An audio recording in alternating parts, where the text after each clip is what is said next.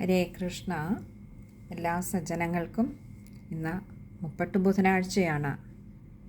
ഭഗവാനെ തേടി കുചേലൻ അവിൽപ്പൊതിയുമായി പോയ ദിനം. ആ അവിൽപ്പൊതി സ്വീകരിച്ച ഭഗവാൻ ഒരുപക്ഷെ കുചേലൻ ആഗ്രഹിക്കാത്തതൊക്കെയും, കുചേലൻ ഒരാഗ്രഹവും ഭഗവാനോട് പറയുവാനായിട്ടുണ്ടായിരുന്നില്ല. പക്ഷേ ആഗ്രഹിച്ചതിലും എത്രയോ അധികം ഭഗവാൻ നൽകി. ഇതേപോലെ എല്ലാ സജ്ജനങ്ങൾക്കും ഭഗവാന്റെ അനുഗ്രഹം വേണ്ടുവോളം ഉണ്ടാകട്ടെ എന്ന് പ്രാർത്ഥിച്ചുകൊണ്ട് ഇന്ന് നമുക്ക് കുചേലോപാഖ്യാനമൊന്ന്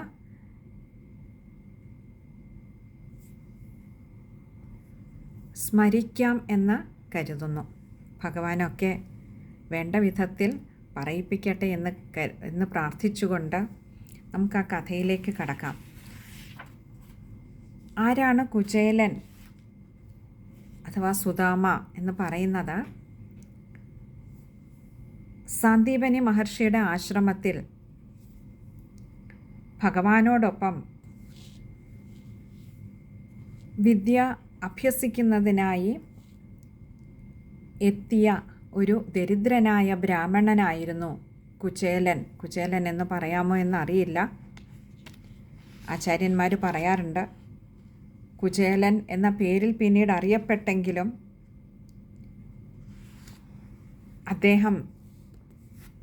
അദ്ദേഹത്തിൻ്റെ ശരിയായ നാമം സുദാമാവ് എന്നാണ്. ആ സുദാമാവിനെ ഭഗവാൻ തൻ്റെ ഏറ്റവും അടുത്ത ഒരു സുഹൃത്തായി കണ്ടുകൊണ്ട് അങ്ങേയറ്റം സ്നേഹിച്ചിരുന്നു ആ സുദാമാവിനെ ഭഗവാൻ. നമുക്ക് നാരായണീയത്തിൽ ശ്രീ മേൽപ്പത്തൂർ നാരായണ ഭട്ടതിരിപ്പാട് ഭഗവാന്റെ ഈ ഒരു സൗഹൃദത്തെ വിശേഷിപ്പിക്കുന്നത്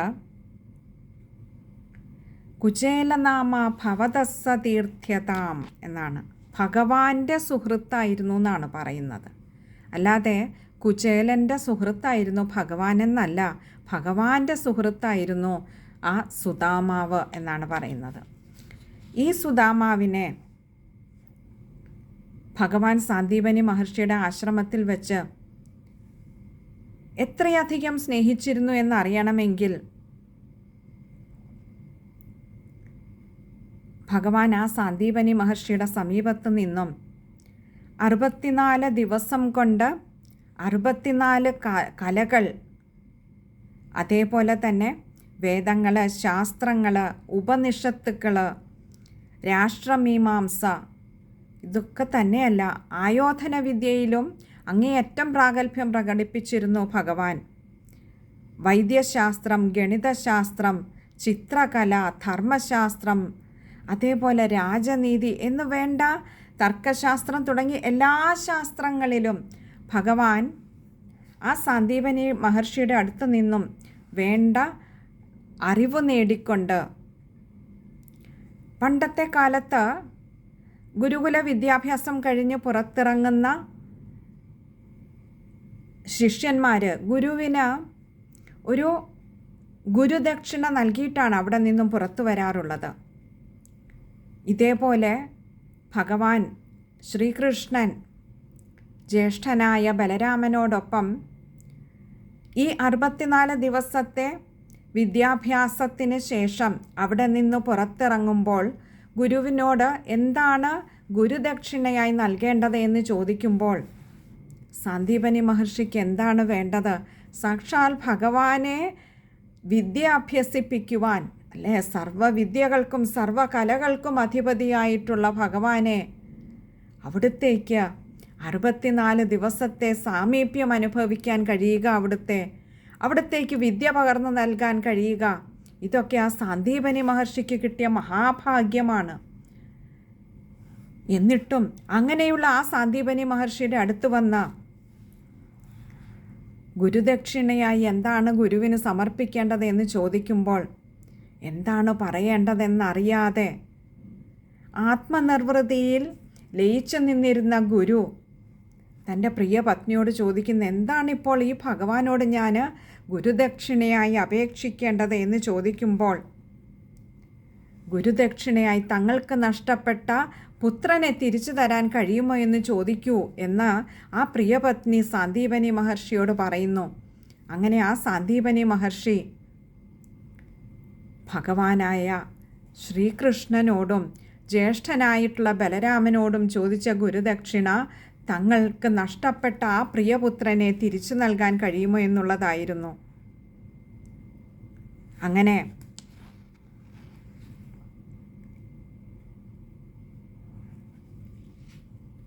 ആ തങ്ങളുടെ ഒരു കാലത്ത് നഷ്ടപ്പെട്ട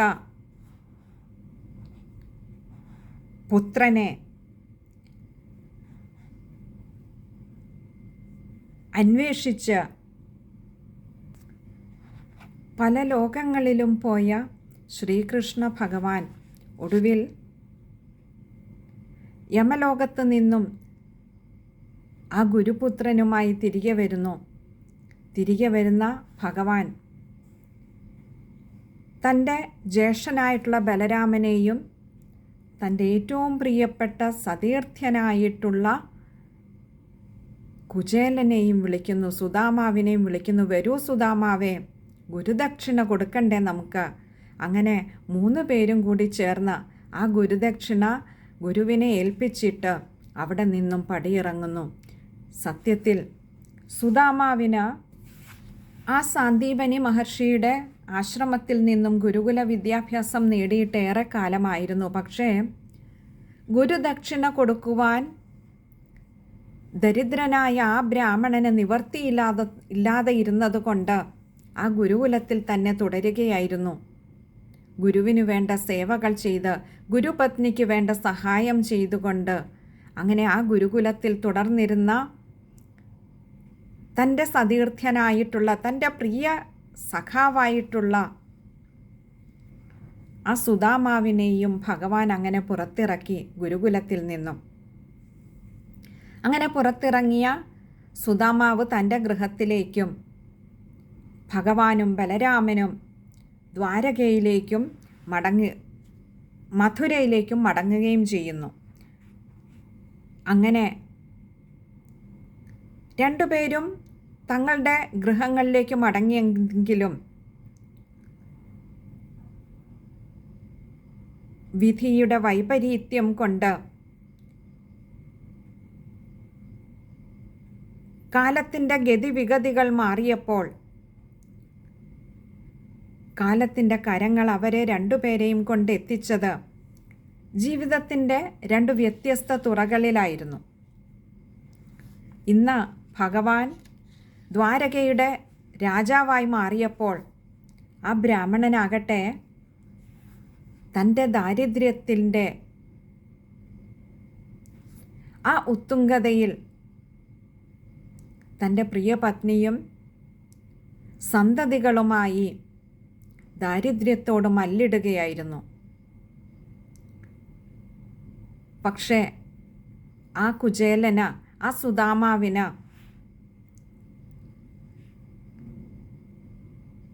താൻ എങ്ങനെയാണോ അതിനനുയോജ്യമായ ഒരു ഭാര്യയെ കിട്ടിയതുകൊണ്ട് തന്നെ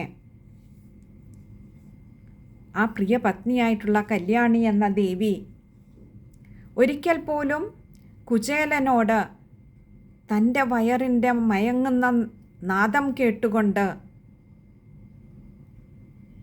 പരാതി പറയാൻ ഒരിക്കൽ പോലും തൻ്റെ പ്രിയ ഭർത്താവിൻ്റെ അടുത്ത് എത്തിയിരുന്നില്ല. പക്ഷേ കുട്ടികളുടെ നിർത്താതെയുള്ള കരച്ചിൽ, ആ വിശപ്പിൻ്റെ വിളി കേട്ടിട്ട് കുട്ടികൾക്ക് സഹിക്കാനാവാതെ അവർ കരഞ്ഞപ്പോൾ ആ കരച്ചിൽ അമ്മയുടെ, ആ കല്യാണി എന്ന ദേവിയുടെ മാതൃത്വത്തെ ഉണർത്തുകയും അങ്ങനെ ആ തൻ്റെ പ്രിയതമനായിട്ടുള്ള കുചേലനോട്, സുദാമാവിനോട് ചെന്ന് അഭ്യർത്ഥിക്കുകയും ചെയ്തു. എന്താ പറഞ്ഞത്? താൻ എന്നും ആരാധിക്കുന്ന, പൂജ ചെയ്യുന്ന ആ ഭഗവാൻ ശ്രീകൃഷ്ണൻ ഇപ്പോൾ ദ്വാരകയിലെ രാജാവാണ്. അല്ലയോ പ്രിയതമ, അങ്ങേക്കൊന്നു പോയി ആ ശ്രീകൃഷ്ണ ഭഗവാനെ കണ്ടാൽ നമ്മുടെ ഈ ദാരിദ്ര്യമൊക്കെ മാറില്ലേ? നമ്മുടെ കുട്ടികളുടെ ഈ കരച്ചിൽ എനിക്ക് സഹിക്കാനാവുന്നില്ല. ഈയൊരു പ്രിയപത്നിയുടെ സങ്കടം കേട്ടപ്പോൾ സത്യത്തിൽ സുദാമാവിന് വളരെയേറെ സന്തോഷമായി. എന്താ, തന്നോട് പ്രിയപത്നി ആവശ്യപ്പെട്ടിരിക്കുന്നത് ആ ശ്രീകൃഷ്ണ ഭഗവാനെ ചെന്നൊന്ന് കാണാനാണ്. ആ ഗുരുകുലത്തിൽ നിന്നും പിരിഞ്ഞതിന് ശേഷം ഇന്നേ വരെ തൻ്റെ ആ സതീർത്ഥ്യനെ കാണാൻ താൻ പോയിട്ടില്ല. തനിക്കതിനൊരു ഭാഗ്യം സിദ്ധിച്ചിട്ടില്ല. ഇന്നതാ പ്രിയപത്നി ആവശ്യപ്പെട്ടിരിക്കുന്നു. തനിക്ക് തൻ്റെ ആ ഒരു പ്രിയ കൃഷ്ണനെ കാണാൻ പോകാനുള്ള അവസരം കൈവന്നിരിക്കുന്നു. ഇത്ര കാലവും ആ ഗുരുകുലത്തിൽ നിന്ന് പോന്നതിന് ശേഷവും ആ കൃഷ്ണനെ തന്നെ ഉപാസിച്ചുകൊണ്ട് കഴിഞ്ഞുകൂടിയിരുന്ന തനിക്ക് അതിനനുയോജ്യയായ ഒരു ഭാര്യയെ കൂടി കിട്ടിയപ്പോൾ ആ കൃഷ്ണൻ്റെ ഉത്തമ ഭക്തിയായിരുന്ന കല്യാണി എന്ന പ്രിയപത്നിക്കും ഒരിക്കൽ പോലും പരാതി പറയേണ്ടി വന്നില്ല. കാരണം പുറമേ ദാരിദ്ര്യം അലട്ടിയപ്പോഴും ഉള്ളുകൊണ്ട് ധനികരായിരുന്നു ആ സുദാമാവും പ്രിയപത്നിയായ കല്യാണി ദേവിയും. അതുകൊണ്ട് തന്നെ ദാരിദ്ര്യത്തിൻ്റെ നിലവിളികൾ അവർക്കിടയിലുണ്ടായില്ല. വയറിൻ്റെ വിശപ്പിൻ്റെ രാഗം അവരെ തളർത്തിയില്ല. കാരണം ആ ശ്രീകൃഷ്ണ ഭഗവാൻ, ആ ശ്രീകൃഷ്ണൻ അവരുടെ രണ്ടുപേരുടെയും മനസ്സിൽ അങ്ങനെ നിറഞ്ഞു നിന്നിരുന്നു. ഏതായാലും ശരി, തൻ്റെ പ്രിയപത്നിയുടെ നിർദ്ദേശം അനുസരിച്ച് ഇനിയും ആ ശ്രീകൃഷ്ണനെ കാണാൻ പോകുവാനുള്ള സമയമായിരിക്കുന്നു. പോവുക തന്നെ.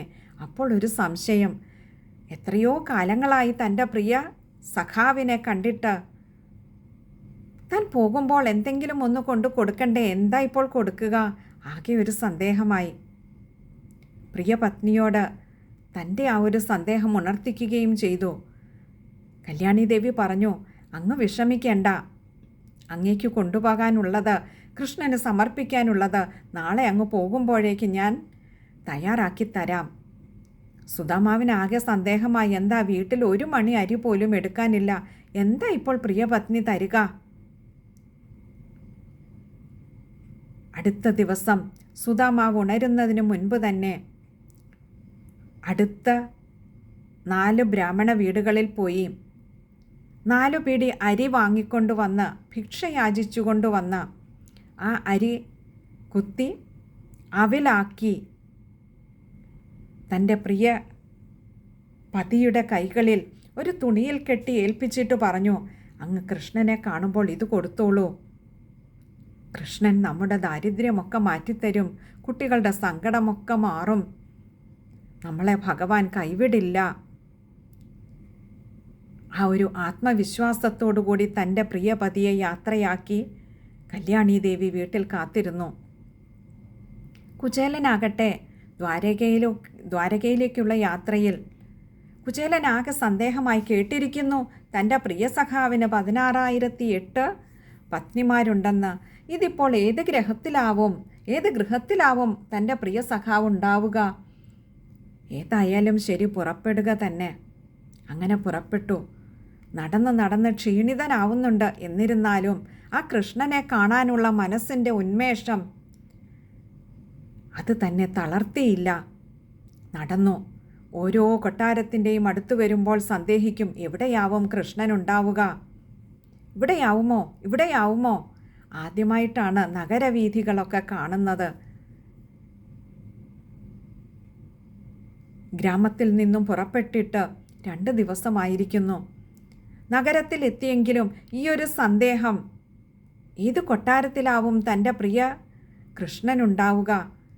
അങ്ങനെ നടന്ന് വരുമ്പോൾ ഇനിയും ദ്വാരകയിലെ കാഴ്ചയാണെങ്കിൽ ഭഗവാൻ തൻ്റെ 7ാം മാളിക മുകളിൽ ഇരുന്നു കൊണ്ട്, എല്ലാം അറിയുന്ന ഭഗവാൻ തൻ്റെ പ്രിയ സുഹൃത്തായിട്ടുള്ള കുചേലൻ്റെ വരവും കാത്തിരിക്കുകയാണ്.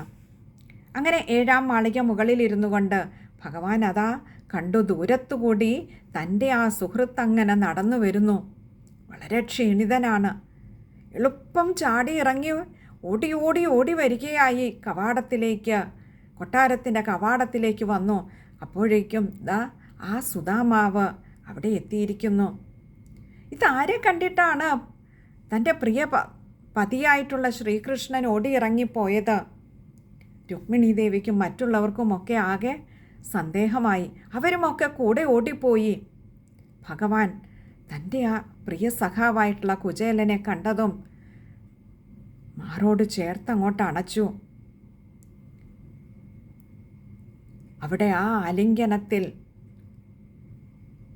ആ പരമാത്മ ചൈതന്യത്തിൻ്റെ സുഖത്തെ അനുഭവിച്ച് നിന്ന കുചേലൻ, ആ സുധാമാവ് എല്ലാം മറന്നു നിൽക്കുകയായിരുന്നു ഭഗവാന്റെ കൈക്കുള്ളിൽ. ആ ആലിംഗനത്തിൽ ഏറ്റവും അധികം ആനന്ദം അനുഭവിച്ചത് തൻ്റെ പ്രിയ സഖാവിനെ ചേർത്ത് വെച്ച ഭഗവാനാണോ, അല്ല ഭഗവാന്റെ കൈക്കുള്ളിൽ അങ്ങനെ ചേർന്ന് നിൽക്കുവാൻ കഴിഞ്ഞ, ഭഗവാന്റെ മാറോട് ചേർന്ന് നിൽക്കുവാൻ കഴിഞ്ഞ സുധാമാവാണോ? അറിയില്ല. ഏതായാലും നേരം പോയത് അറിഞ്ഞില്ല. എത്രയോ നേരം ആ ആലിംഗനത്തിൽ മുഴുകി രണ്ടുപേരും നിന്നു. ഒരു വേള തൻ്റെ മേൽമുണ്ട് മറച്ചിട്ടില്ലാത്ത തൻ്റെ തോളിൽ വന്നു പതിച്ച 2 തുള്ളി കണ്ണുനീർ ആ കുചേലനെ ഒന്ന് ഉണർത്തി. നോക്കി, ഇതെങ്ങനെയാണ് തൻ്റെ തോളിൽ ഈ കണ്ണുനീര് ഈ ജലത്തുള്ളികൾ പതിച്ചത്? നോക്കിയപ്പോൾ ഭഗവാന്റെ കണ്ണ് ഇങ്ങനെ നിറഞ്ഞൊഴുകുകയാണ്. എന്തിനാണ് ഭഗവാൻ കരഞ്ഞത്? അറിയില്ല. തൻ്റെ പ്രിയ സുഹൃത്തിനെ കണ്ടതിൻ്റെ ആനന്ദാതിരേകം കൊണ്ടോ ആ കണ്ണുകൾ നിറഞ്ഞൊഴുകിയത്? അറിയില്ല. കവി പാടിയതുപോലെ, എന്തുകൊണ്ടോ ശൗരി കണ്ണു നീരണിഞ്ഞു, ചെന്താമര കണ്ണനുണ്ടോ കരഞ്ഞിട്ടുള്ളൂ. ആ ഭഗവാൻ എപ്പോഴെങ്കിലും കരഞ്ഞിട്ടുണ്ടോ?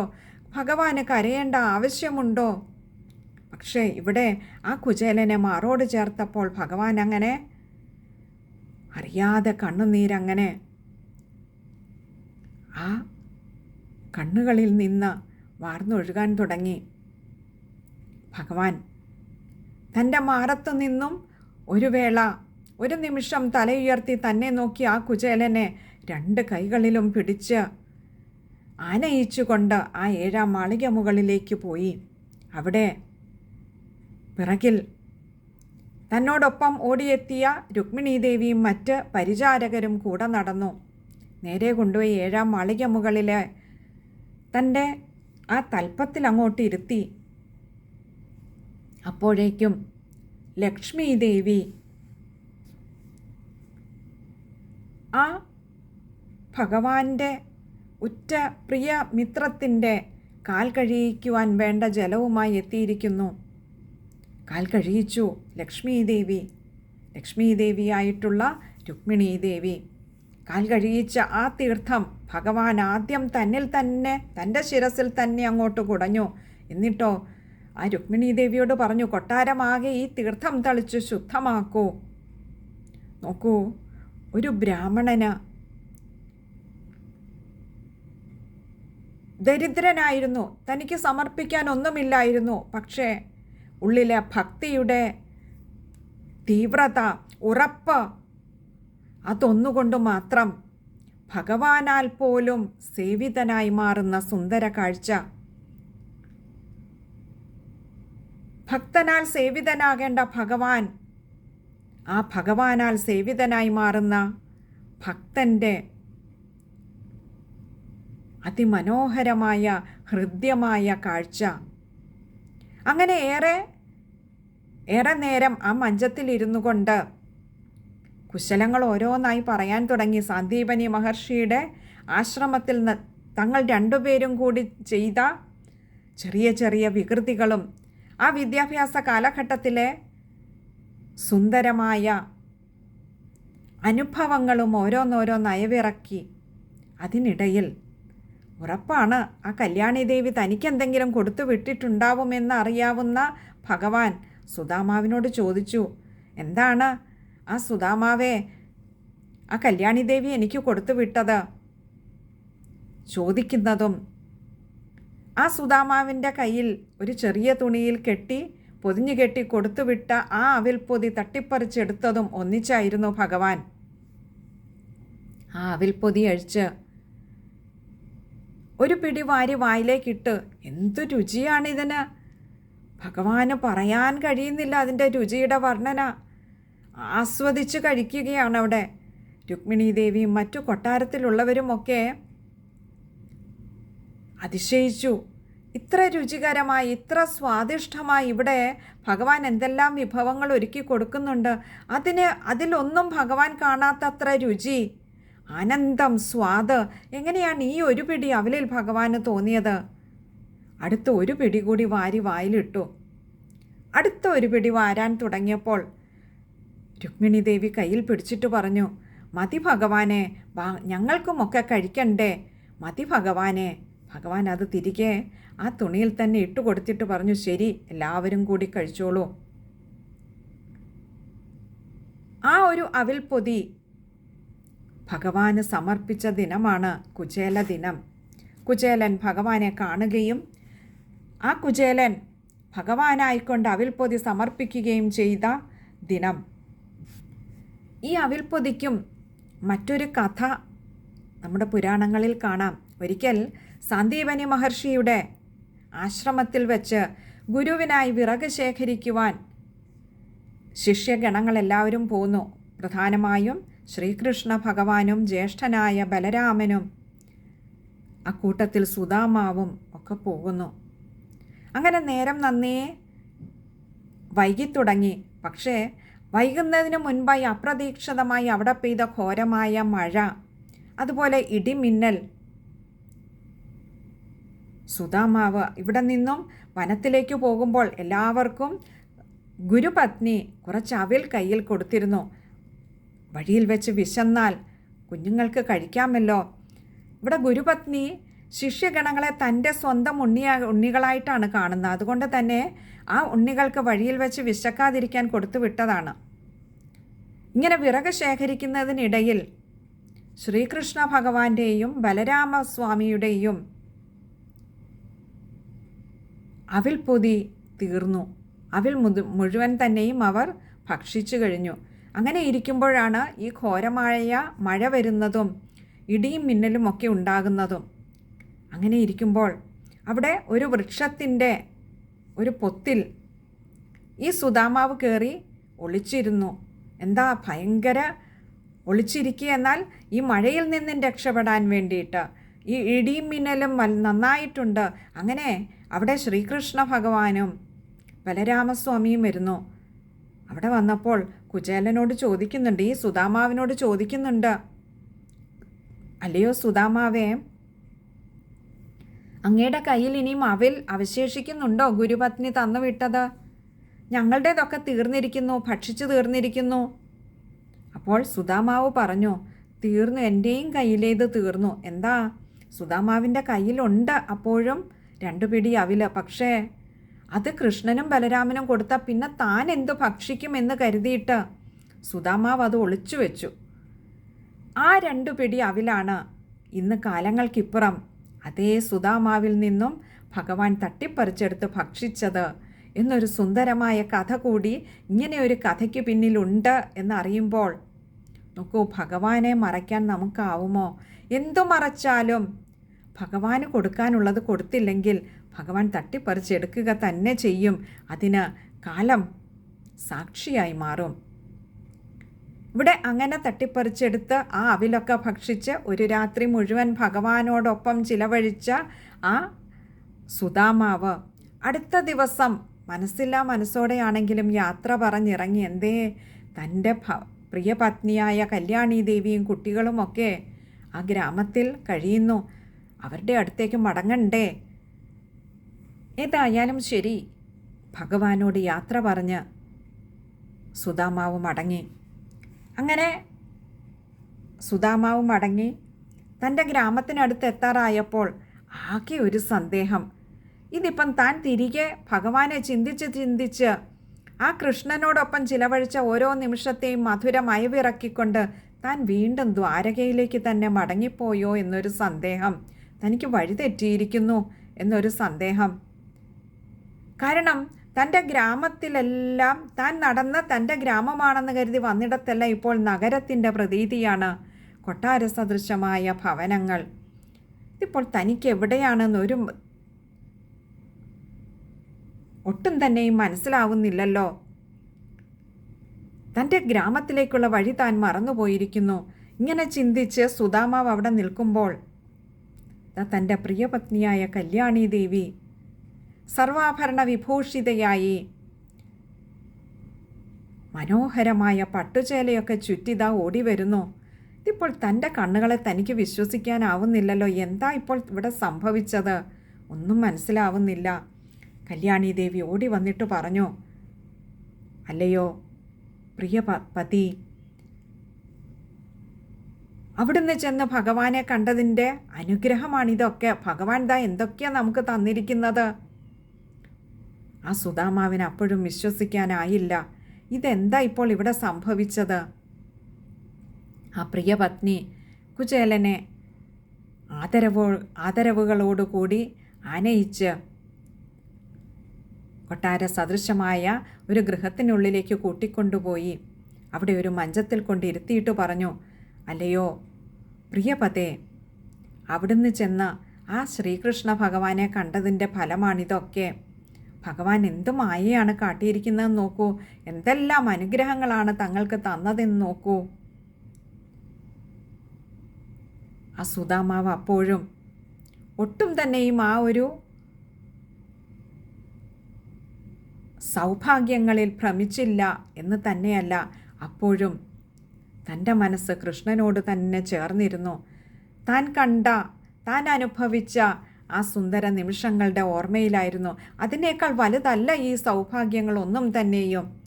പ്രിയപത്നിയായ കല്യാണി ദേവിയോടും പറഞ്ഞു, ഇതിൽ ഭ്രമിക്കണ്ട, ഇത് ഭഗവാന്റെ മായയാണ്, ഭഗവാന്റെ അനുഗ്രഹമാണ്. പക്ഷെ വല്ലാതെ ഭ്രമിക്കണ്ട. നമുക്ക് വീണ്ടും പഴയതുപോലെ ആ ഭഗവാന്റെ സേവയിൽ അങ്ങനെ കഴിഞ്ഞുകൂടിയാൽ മതി. അതിനോളം ആനന്ദം മറ്റൊന്നിനും തരാനാവില്ല. ഇതൊക്കെ നൈമിഷികമാണ്. ഇന്ന് വന്നു ചേരുന്നതൊക്കെ നാളെ വിട്ടുപോയെന്ന് വരാം. പക്ഷെ ഭഗവാനോടുള്ള ആസക്തി, ഭഗവാനോടുള്ള പ്രേമം, അത് ഒരു കാലത്തും നമ്മളെ വിട്ടുപോവുകയില്ല. അതിനോട് ചേർന്നിരിക്കുക. ഭഗവൽ വിചാരത്തിൽ മുഴുകിത്തന്നെ കഴിയാം നമുക്കിനിയും. പത്നിയായ കല്യാണി ദേവിക്ക് ഒട്ടും വൈമനസ്യം തോന്നിയില്ല. തൻ്റെ പ്രിയ പതി പറഞ്ഞതിനോട് ചേർന്നു പോയി. വീണ്ടും അവർ ആ ഭഗവൽ സേവയിൽ മുഴുകിത്തന്നെ ശേഷിച്ച കാലം കഴിച്ചുകൂട്ടി. നോക്കൂ സജ്ജനങ്ങളെ, ധനികരാവേണ്ടത് ഉള്ളുകൊണ്ടാണ്. ഭഗവൽ വിചാരം കൊണ്ട് ഉള്ളു നിറയ്ക്കുന്നിടത്ത് നമ്മൾ താനെ ഉയർത്തപ്പെടും. അതില്ലാത്തിടത്ത് എത്ര ധനികരായാലും താനെ താഴ്ത്തപ്പെടും. കാലം അങ്ങനെ ഒരു താഴ്ച, അങ്ങനെ ഒരു വീഴ്ച കാത്തുവച്ചിട്ടുണ്ടാവും. പക്ഷേ ഉള്ളുകൊണ്ട് ഭഗവൽ വിചാരം കൊണ്ട് ധനികരായവർക്ക് കാലം എത്രയേറെ അഭിവൃദ്ധി നൽകിയാലും ഉള്ളിലുണ്ടാക്കിയെടുത്ത സംസ്കാരം അത് വീണ്ടും വീണ്ടും ആത്മീയമായ പാതയിൽ ഉയരാനേ അതുകൊണ്ട് ഉപകരിക്കുകയുള്ളൂ. ഒരിക്കലും ആത്മീയമായ ഒരു സംസ്കാരം ഭഗവത് ചിന്തയിൽ മുഴുകിക്കഴിയുന്നത് കൊണ്ട് നേടുന്ന ആനന്ദം ഒരു വ്യക്തിയെയും തളർത്തില്ല. മറിച്ച് അനുനിമിഷം അനുദിനം ആ പരമാനന്ദത്തിൽ ആറാടിക്കുക തന്നെ ചെയ്യും. ജീവിതം സുന്ദരമാകണമെങ്കിൽ ഭഗവാനെ ആ ഒരു ആനന്ദത്തിൽ മതിമറക്കാൻ കഴിയുന്നിടത്തെ ജീവിതം ധന്യമാകൂ. അവിടുന്ന് കൂടെയുണ്ടാകണമേ. ആ സുദാമാവിനോടൊപ്പം ചേർത്ത് വെച്ചതുപോലെ ആ സുദാമാവിനെ തൻ്റെ കരവലയത്തിൽ ഒതുക്കി മാറോട് ചേർത്ത് നിർത്തിയതുപോലെ ഭഗവാനെ അവിടുത്തെ ഭക്തരെ സദാ അവിടുത്തെ വിചാരത്തിൽ മുഴുകിക്കഴിയാനും അവിടുത്തെ മാറോട് ചേർത്ത് നിർത്തി അനുഗ്രഹിക്കുവാനും അവിടുത്തെ കാരുണ്യമുണ്ടാകണമേ. ഉള്ളുകൊണ്ട് ആ ഒരു ധനികത അവിടുന്ന് ഉണ്ടാക്കി തരണമേ. കൃഷ്ണ ഗുരുവായൂരപ്പ ശരണം. ഭഗവാനെ, കുചേലനായിരുന്നാലും സുദാമാവാകാൻ കഴിയണമേ. കുചേലൻ എന്നാൽ മോശമായ ചേലയോട് കൂടിയവൻ, ധനികൻ്റേതുപോലെയുള്ള ചേലയില്ലാത്തവൻ എന്നർത്ഥം. പക്ഷെ അപ്പോഴും സുദാമാവാകാൻ കഴിയണമേ. അവിടുത്തെ വിചാരത്തിൽ മുഴുകിക്കഴിയാൻ കഴിയണമേ. അതിനവിടുത്തെ അനുഗ്രഹം ഉണ്ടാവേണമേ കൃഷ്ണ ഗുരുവായൂരപ്പ. ഈ കുചേല ദിനത്തിൽ ഒരു പിടി അവിൽ ഭഗവാന്റെ മുൻപിൽ സമർപ്പിക്കുമ്പോൾ ഓർക്കുക, നമ്മളൊക്കെ കുചേലന്മാരാണ്. ദാരിദ്ര്യമില്ലാത്തതായി ആരുമില്ല. എന്തിനെങ്കിലുമൊക്കെ ദാരിദ്ര്യമുള്ളവരാണ് എല്ലാവരും.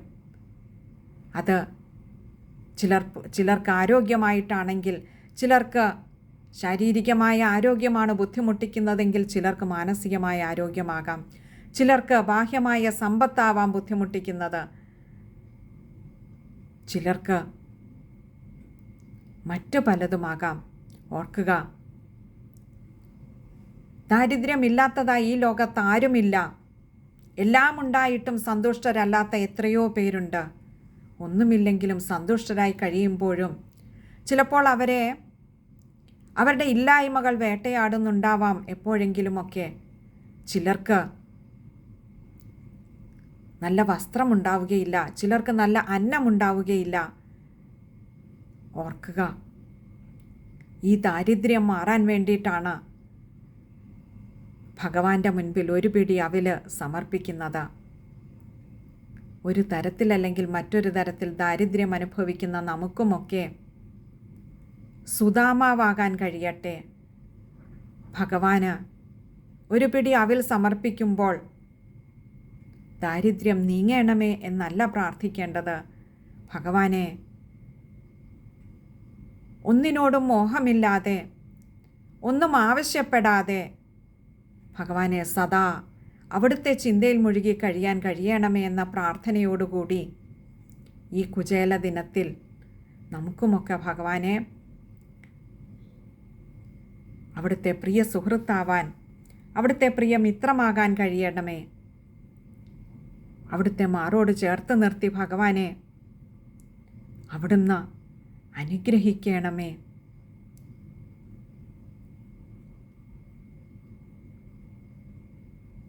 ഈയൊരു കുചേലോപാഖ്യാനം